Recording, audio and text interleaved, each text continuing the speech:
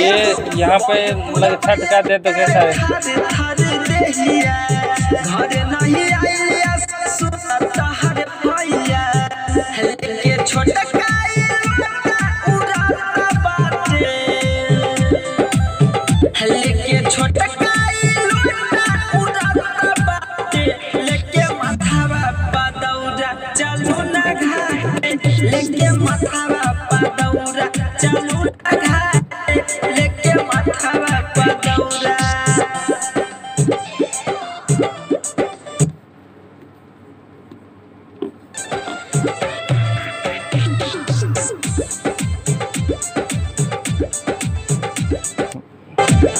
ये बात है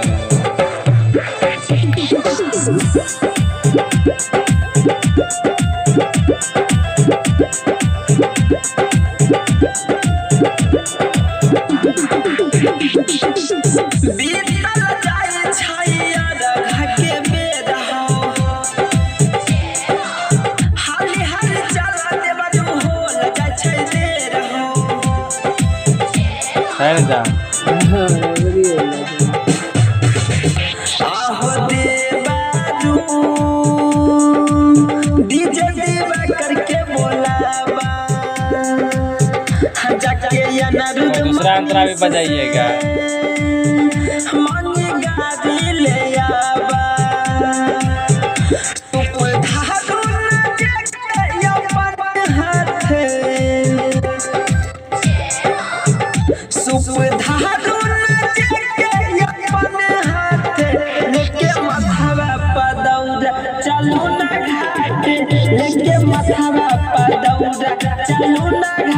गाना कैसा है रे? कैसन रहे चैन गुरुजी से दूसरा वाला भी सुनिए सर थोड़ा। बाहर में ना मोबाइलो में लगे छे, सुने मजा आवे छे, तब अच्छा लगे। ऊपर वाला अभी जैसे लग रहा है सुनने अंतरा का।